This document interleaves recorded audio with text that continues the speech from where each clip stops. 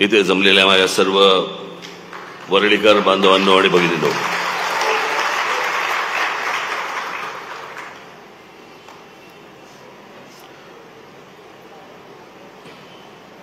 आज हा सगळा बिर्डी चाळींचा प्रकल्प, पोलीस लाईनचा प्रकल्प, कोळीवाड्याचा प्रकल्प,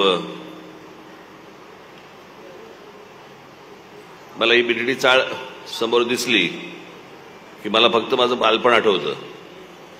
वडिलांबरोबर येणं असायचं इथे माझं. आता कुठच्या इमारतीमध्ये राहायची मला कल्पना नाही, परंतु आमचे एक डॉक्टर देशमुख म्हणत होते, होमिओपॅथीचं औषध देणारे, ते इथे या बिर्डी चाळीमध्ये राहायचं. त्यांच्याबरोबर म्हणजे त्यांच्याकडे वडिलांबरोबर येणं बऱ्याचदा असायचं, एक तर वडिलांबरोबर किंवा बाळासाहेबांबरोबर.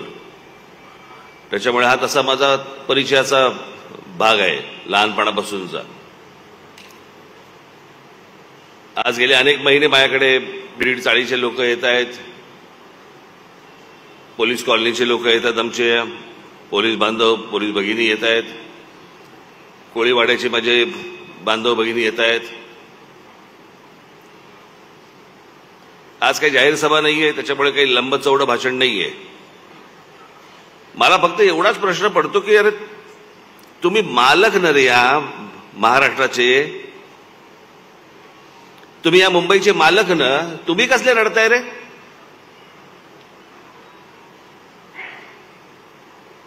बाहेरच्या राज्यांमधनं लोक इकडे येतात,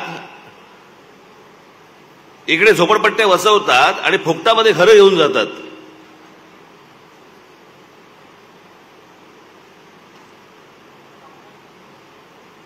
आणि याचं कारण तुम्ही योग्य वेळी योग्य ताकद दाखवत नाही.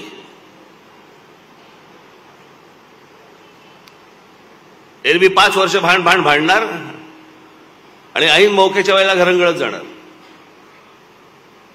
आणि समोरच्या नाही माहितीये देवीची पद्धत, हे जाऊन जातील कुठे. त्याच्यामुळे तुमचे प्रकल्प रखडत राहणार. आणि जे बाहेरून येतात ते ज्यावेळेला त्यांची टगेगिरी ज्यावेळेला त्यांची सुरू होते, त्यावेळेला त्यांच्या म्हणण्यानुसार त्यांच्या गोष्टी त्यांना मिळतात, हातामध्ये येतात त्यांच्या. मला आजही आठवते त्या बांद्रा कुर्ला कॉम्प्लेक्समध्ये, ज्याला बरेच वर्ष झाली, मी ही गोष्ट तुम्हाला सांगतोय साधारणपणे एक 20-22 वर्षापूर्वीची गोष्ट, 21 वर्ष तर नक्की. 20 वर्षापूर्वी तिकडच्या झोपडपट्टी धारकांना तिथं झोपडपट्ट्या अनधिकृत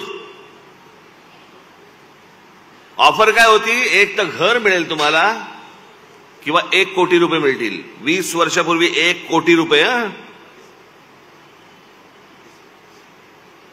आणि आमच्याकडे काय चाललंय, आम्हाला एवढे स्क्वेअर फूट वाढवून द्या. एक अजबच प्रकार मला ऐकू आला इथे. 2 कुटुंबांच्या मागे एका गाडीचं पार्किंग. म्हणजे आज हा चालवणार, उद्या मी चालवणार असं. आखता नाही, तुमचा विचारच नाहीये या सगळ्या गोष्टींमध्ये. तुम्ही एक पहिली नीट गोष्ट लक्षात घ्या, मुळात तुम्हाला किंमतच नाहीये. एवढा मोठा प्रकल्प ज्या वेळेला येतोय किंवा या एवढ्या मोठ्या प्रकल्पाचा ज्या वेळेला विचार होतोय, त्यावेळेला पहिल्यांदा तुमच्याशी बोललं गेलं पाहिजे, तुमचा विचार पहिला घेतला पाहिजे, तुमची मतं पहिली घेतली पाहिजेत. अशा कोणत्याही गोष्टी न घेता पहिल्यांदा प्रकल्प लादायचा आणि लादल्यावरची विचारायचंय काय पाहिजे अजून तुम्हाला. तोपर्यंत हातातनं सगळ्या गोष्टी गेलेल्या असतात. आणि हे फक्त वरळीत नाही चालू आहे, हे महाराष्ट्रात जागोजागी सुरू आहे. आणि ह्या जागोजागी जिथे जिथे तुम्हाला म्हणून आढळतील गोष्टी, तिथे तुम्ही जाऊन बघा, बहुतांशी टक्का हा मराठी आहे. असुनी खास मालक घरचा म्हणती चोर त्याला.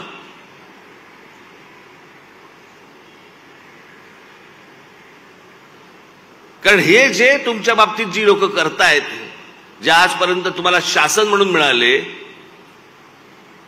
त्याच सर्व लोकांना आतापर्यंत मतदान होत आलं. त्यांचे आमदार आले, त्यांचे खासदार आले, त्यांच्याच सगळ्या गोष्टी होत आल्या. त्याच्यामुळे त्यांना असं वाटतं की तुम्ही कोण, तुम्ही जे आम्ही करू ते तुम्हाला मान्य होईल, आम्ही सांगू ते तुम्ही मान्य करा. याच पद्धतीचं धोरण जर समजा पुढे राबवायचं असेल, असंच होणार, याच्या पलीकडे काही नाही होणार. असेच फक्त तुम्ही आरडाओरडा करत बसणार, आयत्या वेळेला काहीतरी तुमच्या समोर काहीतरी टाकले जाणार 4 तुकडे, आणि तुम्ही समाधानाने गप्प बसणार. तुम्हाला जर समजा स्वाभिमानाने उभं राहायचं असेल, जगायचं असेल, तर पहिला तो स्वाभिमानी मणका जो आहे ना, तो तंदुरुस्त करून घ्या. म्हणजे जे वाटेल ते येतात आणि वाटेल त्या गोष्टी लादतायत ना, अशा गोष्टी होणार नाहीत.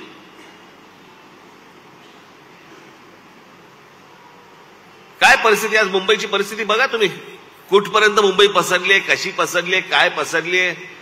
जाऊन त्या पुण्यामध्ये बघा, पुण्यामध्ये तर 5-5 पुणी आहेत, वेगवेगळं पुणे आहे, वेगवेगळ्या ठिकाणी, माहितीच नाही. येत आहेत लोक, राहत आहेत लोक, कुठे जात आहेत, काही करतायत. आज इथे हा वरळीचा भाग देखील मी त्या सगळ्या अधिकाऱ्यांना बोलून घेतलं. डेव्हलपमेंट प्लॅन होतो आपल्याकडे, पण टाउन प्लॅनिंग होत नाही. की आज इथे माणसं किती येणार राहायला, इथे ज्या इतर इमारती ज्या उभ्या राहणार त्याच्यामध्ये किती लोकसंख्या वाढणार, त्या लोकसंख्येनुसार रस्ते आहेत का आपल्याकडे. एवढी मोठी जर समजा टाउनशिप जर समजा उभी राहत असेल, तर तिकडे शाळा मुलांसाठी येणार आहेत का, कॉलेजेस मुलांसाठी येणार आहेत का, हॉस्पिटल्स येणार आहेत का, चांगले डॉक्टर्स येणार आहेत का, चांगली मार्केट्स येणार आहेत का, चांगली थिएटर्स येणार आहेत का, मराठी नाटकासाठीचे थिएटर्स येणार आहेत, काय कसला विचार काय दिसतोय का काही. कारण आम्ही विचारत नाही, आम्ही फक्त कशाला अडकलोय, आमचे 300चे 200 करा, 400 करा, 400चे 250 करा, आम्ही फक्त स्क्वेअर फुटामध्ये अडकलोय. राहायला आल्यानंतर जगायचं कसं, याचा कधी प्रश्न विचारलेत का त्यांना. हे कधी आम्ही प्रश्नच विचारत नाही. आणि कुठच्या बिल्डरला ती अपेक्षा पण नसते की ह्यांनी तुम्ही प्रश्न विचारावेत म्हणून, कारण तो त्याचा कोण जो काय मलिदा असतो तो घेऊन जाणार, मोकळा होणार, तुम्ही मरा.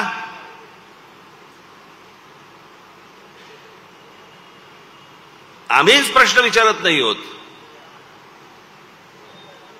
तुमची स्वतःची हक्काची जमीन तुम्ही देत असताना समोरच्याला डेव्हलप करायला तुम्ही प्रश्न विचारत नाही आहात.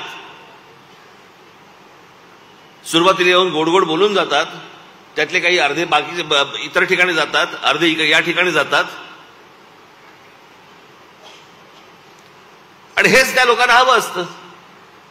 हे बिल्डर सारख्या नावाच्या ज्या काही अवलादी असतात ना, त्यांना हेच हवं असतं. जेवढी तुमच्यात फूट पडेल तेवढी त्यांना अपेक्षितच असते. आणि त्याच्यामध्ये मग काय राजकारणी तर आहेतच बसलेले सगळेजण.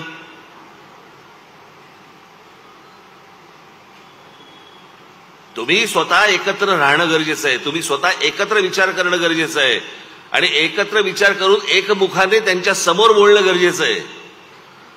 तर तुमच्या हाताला काहीतरी गोष्टी लागतील. आज हे संदीपने हे विजन वरळी ठेवलंय. अनेकदा मला हे चॅनलचे लोक मला बोलवतात, विजन महाराष्ट्र, पुढच्या 10 वर्षांनी महाराष्ट्र कसा दिसेल. 10 वर्षाचा विचार नसतो करायचा. राज्य आणि राष्ट्र उभं करायचं असेल ना, तर 200, 300, 500 वर्षाचा विचार करून राष्ट्र उभं करायचं असतं. पुढच्या 10 वर्षात काय होणार आहे, 10 वर्षात काही होत नसतं. 10 वर्षामध्ये अजून वाट लागलेली असते, याच्या पलीकडे काय होत नसतं.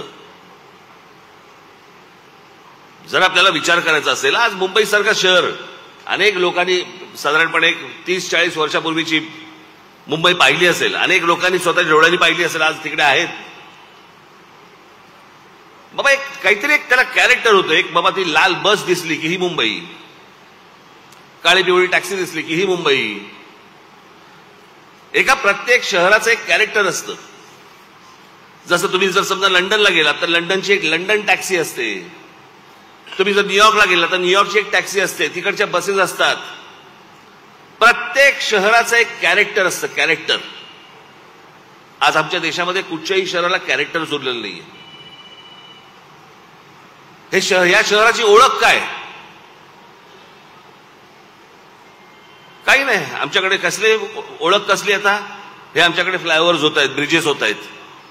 कशासाठी होत आहेत ब्रिजेस, माझा कुठच्याही डेव्हलपमेंटला कधी विरोध नाहीये माझा, नसणार. पण हे सगळं कोणासाठी आणि कशासाठी होतंय?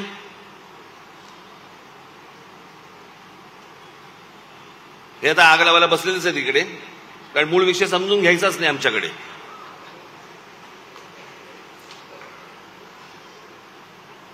देखो राज ठाकरेने वापिस जहर उगला. मूळ विषय बघायचाच नाही. एक एवढीशी जागा आहे, या एवढ्याशा जागेमध्ये किती माणसं राहू शकतात, त्याला काही मर्यादा आहे की नाही? आणि बघ ज्या वेळेला माणसं ज्या वेळेला वाढायला लागतात, आज मुंबईचं समजा लोकसंख्या बघितली, या मुंबईच्या लोकसंख्येमध्ये बाहेरून आलेल्या लोकांची संख्या किती आहे, आणि मग ते येत आहेत म्हटल्यानंतर त्या सुविधा केल्या पाहिजेत, मग रस्ते केले पाहिजेत, मग ब्रिजेस बांधले पाहिजेत, मग फ्लायओव्हर्स बांधले पाहिजेत, मग एवढ्या इमारतीमध्ये येत आहेत.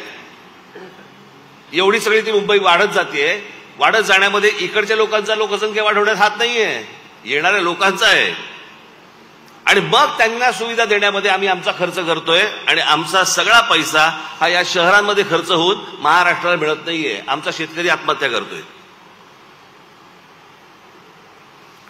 जो मूळ या राज्याचा पैसा जिकडे जायला पाहिजे, ज्या लोकांसाठी खर्च व्हायला पाहिजे, तिथे पैसा न जाता या सगळ्या गोष्टींवरती, सुविधांवरती पैसे खर्च होत आहेत. मी मागे पण अनेकदा बोलले, परत एकदा बोलतो. एक आपण ठाणे जिल्हा म्हणून घेतला, ठाणे जिल्हा.